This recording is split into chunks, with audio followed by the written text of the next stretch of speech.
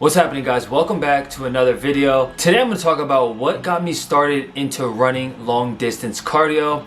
Most people hate cardio just in general, let alone running miles and miles and miles. So today I'm going to talk about a couple things that helped me get motivated and started into running longer endurance. So just giving you guys a little bit of context, most people that follow this channel know I'm a former college football player. So when you think about football training, people typically think of getting stronger, faster, more explosive. And if you think about endurance cardio or long distance cardio, that stuff doesn't really help with being a better football player, right? You can be in better shape by going on longer miles and still training for football. I think that helps with just your overall cardiovascular health. But in my opinion, like going on a marathon and then training to be an explosive squatter and deadlifter and explosive football player doesn't necessarily translate the best. And it's typically why you see marathon runners typically are skinnier, right? Like they're not that they're to the bone skinny, but most of them have a lot less body weight on them. And if you look at a football player, they typically have a lot more muscle because they're training to be explosive and powerful for 5 to 10 seconds versus going on a long run for extended 3 hours or 4 hours. Even if it's just like a 50-minute run, you typically aren't using that type of energy when you play football. So it's just a different level of training. So honestly, over the years, I have gotten so used to football training, right? I'm used to lifting heavy. I'm used to doing sprint workouts and hill workouts. Long distance cardio has been something that I never had a good relationship with, honestly. I did track back when I was in high school, and I only did track so I could become a better football player. And that was like my correlation. I was like, you know what? I need to become faster. I was a wide receiver. I need to get faster, so I wanted to run the 100 meter and the 200 meter. And I wasn't the fastest guy, so coaches kind of knew that, oh, like Matt was just trying to work on his speed and his form and his technique. There was one day at track practice where one of my track coaches put me in the 400 meter race, which if you don't know much about track, the 400 meter is a one lap. Now, if you're thinking about this and you're like, all right, well, one lap's not that bad. Well, the 400 meter, typically how it's ran is almost at a full speed pace the entire time because you're just running one lap. But most of those guys that run it, they get in between like that 50-second to 55-second mark, which is like pretty dang fast. And you're going at a full sprint the whole time. And there was one day at practice where they made me do it, and I told them like, I only want to do the 100 and 200 meter. Like that's the only events I want to do. They put me into 400 just to see how I would do, and honestly, I went in there with such a closed mindset of like, oh no, I only came here to do these two events, right? I only want to do the 100 and the 200 meter dash. And they put me in the 400 meter, and almost on purpose, as I went around the first 200 meters, I was doing decent, but I was getting beat because I wasn't able to sustain my speed for a whole lap.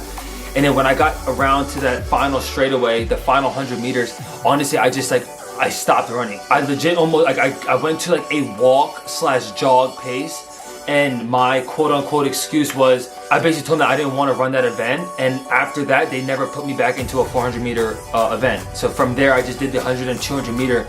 But I give you that short story because I had such a closed mindset back when I was in high school. I was so locked into just being a football player and doing things that helped me become a football player, which I will say helped me get to go earn a scholarship and play Division I football, right? So I have no regrets, but I do think if I opened up my mind and stepped outside of my comfort zone a little bit more, I would have been able to tap into being a better runner and maybe tapping into other things that I wasn't that great at back in high school. So one of the first people that really got me like jump started into stepping out of my comfort zone and doing things that I didn't like to do to start testing myself was this guy, David Goggins. If you don't know who David Goggins is, I highly recommend go watch the Joe Rogan podcast with David Goggins. He was actually on there 2 times. I highly recommend watching the first one. If you get interested, watch the second episode as well because they're both really, really good content. And you start to peel the layers of this onion. And in this onion, I mean David Goggins, in terms of, you know, how he created the person that he is today, what got him to this mindset that he has now, and everything in between, from his backstory, his origin story, and everything he did in the army and his time in military service. But one of the main things that he talked about in that episode with Joe Rogan, it was called the 40% rule. And what he meant by that 40% rule was most people only tap into 40% of their true potential, right? So if you think about your car, every car has a governor speed, right? It says it can go up to 160 miles per hour, but most cars only tap out at like 120, and you could put your foot on the accelerator, but it's only going to go so far, right? So if you think about the human body as the same way, and let's put it into a running example, right? Like if you've never ran more than 1 mile, all your mind, all your body knows is that that's as far as you can go. But as soon as you start tapping into going a little bit further, going a little bit faster, you start being able to tap into more than just that 40% that your mind and your body thought. So when I heard that, I was like, I took a step back and I was really, it brought me back to that moment in high school when I didn't tap into more than the 400 meters. I really pride myself on being a mentally tough athlete, especially as a football player and being in a sport that is a lot about ego and a lot about who's the biggest guy, who's the fastest guy, and all this stuff. It made me realize that for a very long time, I was very closed-minded into what I wanted to do. I knew that I was good at football, and I was trying to stick to the things that made me good at football. But when I started tapping into running longer distance and doing things that are out of my comfort zone, I started realizing that there was so much more that I could do, and I was leaving so much at the table because I wasn't willing to tap into that uncomfortability. So I think what David Goggins was talking about when he meant the 40% rule was just the untapped potential that all of us as humans have. And the more that we tap into it, right, the more that we further reach those boundaries. And what that means is it could be when you're going on a run, if you think that you can't run further than a mile, well, if you continue to run 1 mile and you get good at that, and you get good at that over a couple of weeks, you start to try to run 2 miles or 1.5 miles, and you start realizing that you can push a little bit further. And I think that's something that I've been able to do as I get more used to running and as I enjoy running a little bit more, is I never put a cap on my distance. I was doing the Murph challenge, and what that is it's pretty much 2 miles during a workout, right? And as I got used to that 2 miles, I then started to run 4 miles, and then I ran 6 one day, and I started realizing that all those thoughts that happen in between your own ears of, no, I would never run 4 miles, or I could never run a half marathon, or I could never do this or that. Like, the more you tell your mind that, the more that your mind starts to process that as being truth. The best tip I can give out to anyone is do things that you don't like to do. As simply as that is put, right? Like some people call it, or getting comfortable in uncomfortable environments. I think that's a great cliche quote that fits that same saying. But I think putting yourself in as many uncomfortable environments as you can to then test yourself and see what you can come out of that with. You learn more about yourself in uncomfortable positions than you are when you are comfortable, right? If you love bench pressing and you are a really good lifter and all you do is bench press and squat and that's all you do when you go to the gym, what are you learning about yourself? What are you learning about that bench press, right? Maybe you can get stronger or you can get a max bench that's higher, right? But at the end of the day, that's a comfortable environment for you to be in. Why not start to do plyometric exercises or get out and do a CrossFit trial or an endurance run or all the different variations of working out? I think you learn more about yourself in those adverse environments than the comfortability of being just a lifter. And I think that's one of the biggest lessons I can give out to anyone that's watching this is step outside of your comfort zone and do things that you're not good at so you can learn more about yourself. The second reason I really started getting into running longer endurance cardio was there's like a sense of mental clarity that happens when you're on the road by yourself on a long run.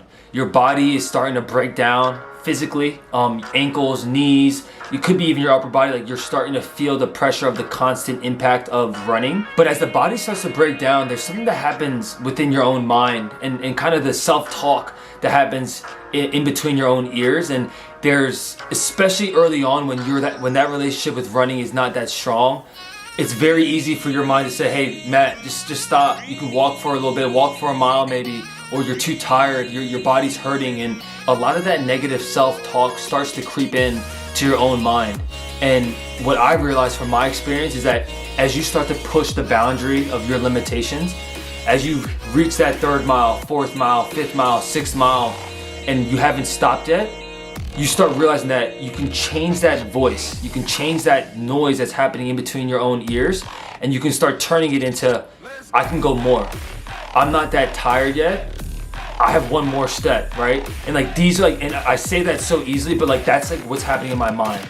is like when I'm getting to that point of tired, like, am I gonna stop now? Or can I push a little bit more? Can I push half a mile more, 1 mile more? When you get to that point of feeding your own mind with positivity and that positive self-talk, you start realizing that as soon as your mind becomes clear, your body starts to push through with you, right? It's kind of like that fight or flight mode that everyone gets in when they get into a fist fight or when they're almost about to die, right? Like you get to that point of like, I'm going to do everything I can right now to make sure I stay alive. And if you can replicate that same feeling, that same fight or flight sensation while you're doing a workout, you can start tapping into close to your 80%, 90%. I don't know if anyone has fully tapped into that 100% yet. Maybe they have gotten very close. Obviously, it could be very scary because then you're getting close to literally that fight or flight. But I think as people, as humans, if you can tap into 80%, 70%, a little bit more than what you're doing on your day-to-day basis, you will be shocked at what the mind and the body can actually do. That's the punchline of all this, right? Most people look at working out as a physical thing, right? They want to aesthetically look bigger, cutter, swoller, whatever it is. But once you shift that mindset of, I'm not doing this for the physical, I'm doing this for the mental clarity. And I think that relationship with running endurance and the mental clarity have a parallel that are unlike anything else that I've done in the fitness world. When you're on a run, it's a long endurance thing, right? Like it's more of a matter of how much will and discipline do I have to just not stop. Lifting, there's a strength aspect, there's a mental aspect to that as well, but certain people just are stronger than others, right? Like you naturally, some people are gonna be able to lift more. The running aspect, it's something that anyone can learn. Some people are lighter and are quicker and might have more speed naturally, that they'll just be better at running. The same thing applies for anything in fitness when it comes to lifting, cardio, plyometrics. You can develop the skill to get good at it. Some people are just naturally born with that skill already. But that doesn't negate the fact that anyone can start to develop those skills. Well, that's the video for today. I appreciate you all for watching. If you guys did like this video, I'd appreciate if you smash that like button. If you're new to the channel, I appreciate you for tuning in. Make sure you guys subscribe to the channel and don't forget to hit that bell icon so you guys can get notified when I push out my next video. Until next time, deuces.